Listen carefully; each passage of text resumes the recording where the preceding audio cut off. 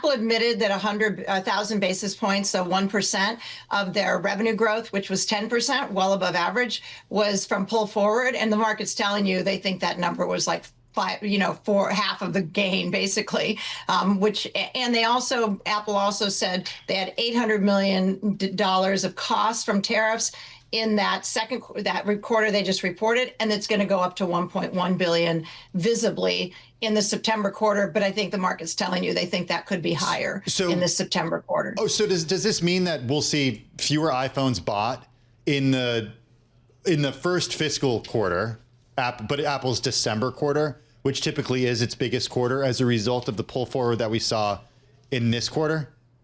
I think it's worse. It's faster. So the June quarter over delivered because they pulled forward demand from the September quarter. Those are all old iPhones. Okay. And then in late September, you typically get the new iPhone, and then you start this new annual cycle of the new iPhone. And one of the things they said that's hurting the stock today is that Siri and Apple Intelligence will only be integrated next year, by which they're probably talking calendar year, which means the earliest we'll see, generative AI features drive an upgrade cycle for the iPhone would be not September of 25, it'd be September of 26.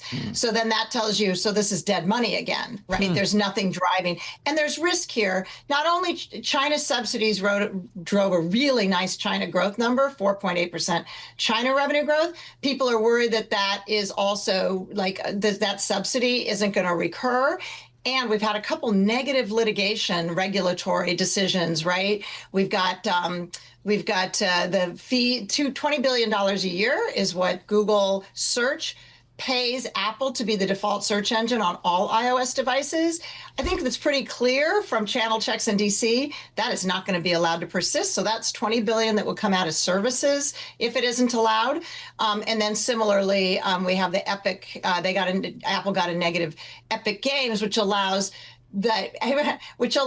consumers to pay directly to apps and not have Apple share 30%. So that's an app store risk that over the next 12 months, not immediate, but over the next 12 months.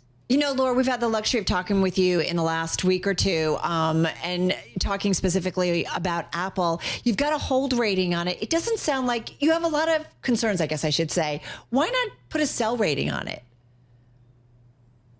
I think so. One of the issues is when you look at the other Mag 7, they basically have a singular strategy, which is envision. Generative AI is disruptive.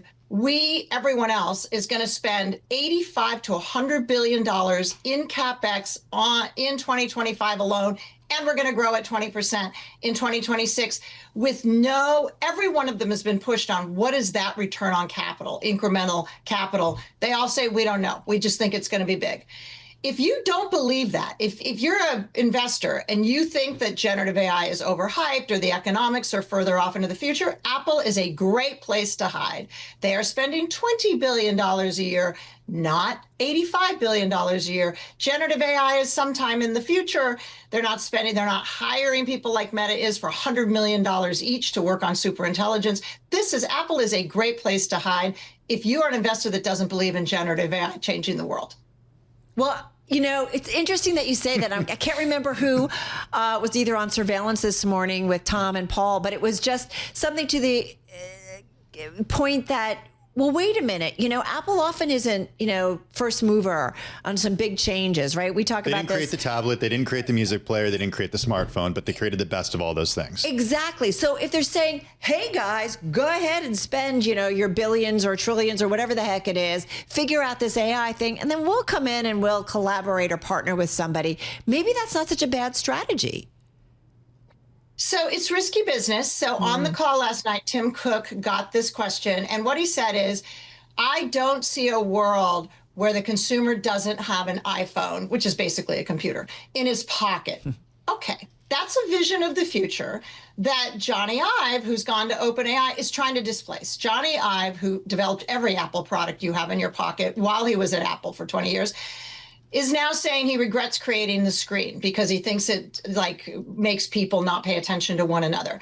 So he's trying to move the next device with generative AI backing to not be a screen.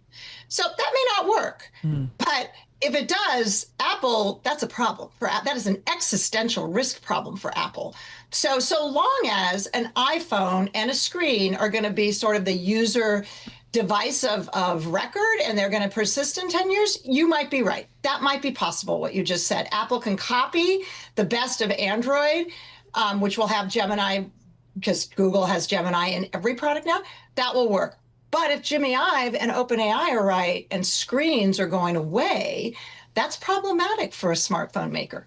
I guess that's maybe where whatever they're working on for a face computer could come in. Laura, I want to go back to what you said about Gemini and Android because of the way that Gemini is baked into Google devices now.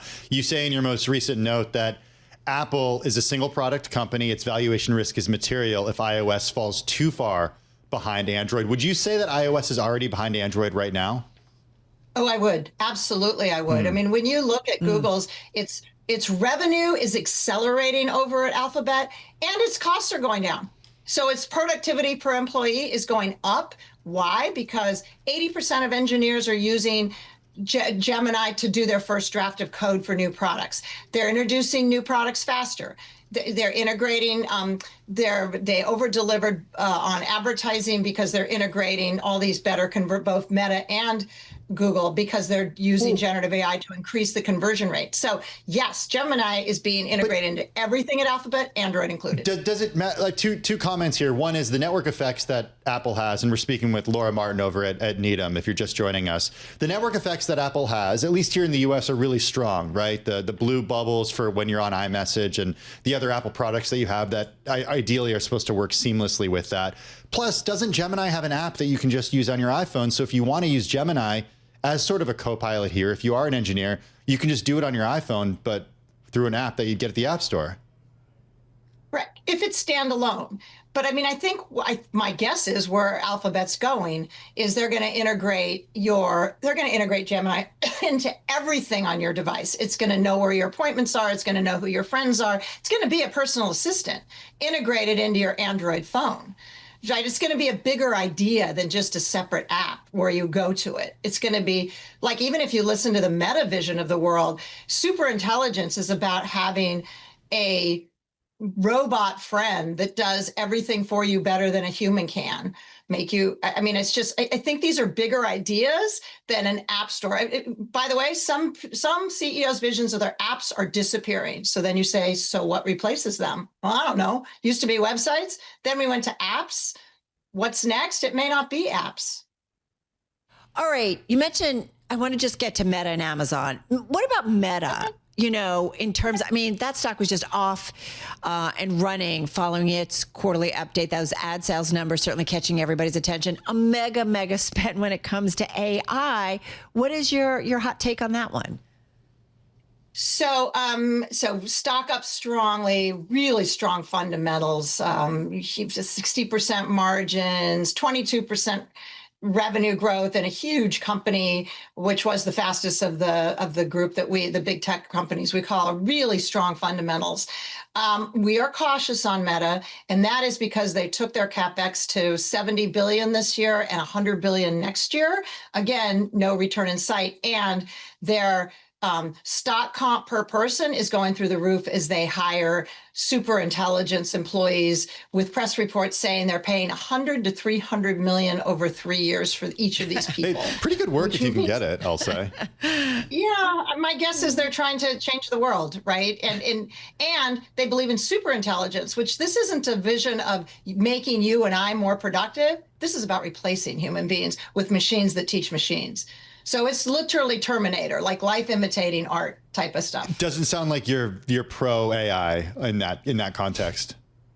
Let's stick to Meta as a stock. Yeah. My concern is that we're losing $5 billion a quarter on Reality Labs, and we're still funding the metaverse, and we're funding Quest goggles, and we're funding AR glasses, Ray-Ban glasses, and now we're funding a Gen AI competition with companies twice their size. All of that feels like a lot of capital spending to me, and actually cost to me, without a clear sense. But of investors are saying they are okay with it up to now because they believe that Mark Zuckerberg has this vision for superintelligence, which, to be honest, nobody has actually articulated to me Well, what does that world look like that Meta wants to create and thinks will be so profitable? Aren't they okay just because the ad sales number came in really strong? Like if it didn't, might everybody be like, maybe not okay?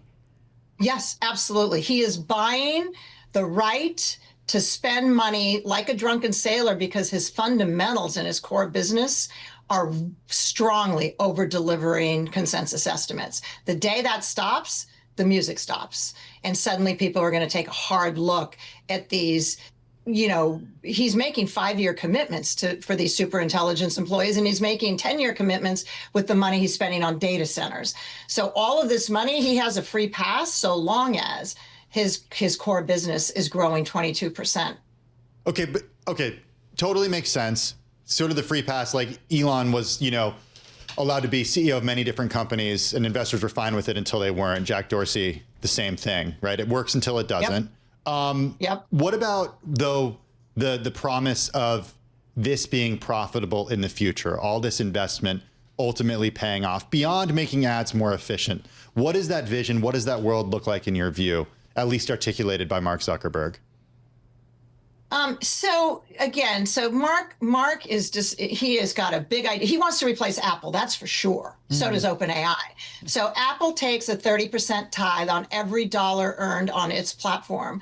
And that hurts Mark Zuckerberg, not only because Apple gets paid for a lot of work he is doing on Facebook and Instagram, but also it allows them to change policies and procedures like around security and safety and privacy that cost Mark Zuckerberg $10 billion in revenue 3 years ago. And since then, Mark Zuckerberg is all about replacing Apple or that piece of hardware with Ray-Ban glasses or Quest goggles or something, or the metaverse. He's trying to displace Apple, and he wants to be the backbone that everybody has to pay 30% to. So that's his main economic mission. And now generative AI comes along, which I think many CEOs thinks it changes everything. Even Apple said it's the biggest technological disruption of our lifetime. And they benefited from mobile, which you would have thought they would have thought was bigger than Gen AI, but apparently not. So I guess the question is, Meta is saying, we think they're super intelligence. We think every human being is going to have a robot that they hold on to, maybe without a screen. We don't know, we don't know what the form factor is, but that does things for you, where you see the world differently and it helps you get through the world. But I don't think we know what that is yet, and he doesn't either. That's why he's hiring 50 smart people to have robots, train robots faster to do stuff humans can't do. Well, nobody can do what you can do. We want to ask you about Amazon. Sure. This stock down still more than 8% here in the aftermarket. And I think there is concerns about kind of the cloud spend comparison, among the big hyperscalers. Amazon's still the biggest when it comes to, we think about what's going on in terms of the cloud.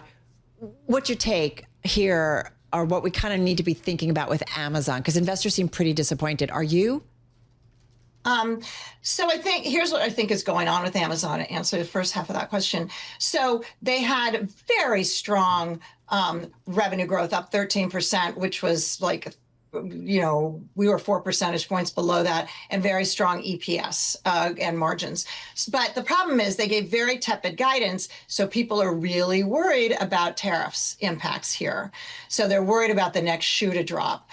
Their advertising grew very robustly at 23%, which is great. And I think that would have been higher had not Temu and Xi'an stopped advertising, sort of on April 10th because they lost the de minimis rule exception. So I think that would have been higher, but that's a fabulous number nobody's focusing on today. And I think investors we've talked to are frustrated with capital spending on Kuiper, which has no revenue, capital spending for 10 years so far on Alexa, no revenue. And they're going to urban delivery same day. And I think people don't understand their core business of e-commerce. I think people don't understand that as use of capital. At the same time, they just raised their CapEx guidance when you do the numbers to round numbers 115, 120 billion this year. The next closest is Microsoft and Google at 85 billion. So they're quite a bit above everybody else on this generative AI thing. And then AWS has anemic revenue growth, 32% margins in the cloud business, and they were 39% 90 days ago. Like, what the heck? And they say they're capacity constrained. So then we would forgive them if they only report 17% revenue growth, but then why aren't your margins 60%? Why aren't they 40% again? Why not sell to the highest bidder the last, 1 gig of capacity? So we saw that in both Azure over at Microsoft and in Google Cloud, slower, growth rates, but really high margins. And that just didn't play out at Amazon.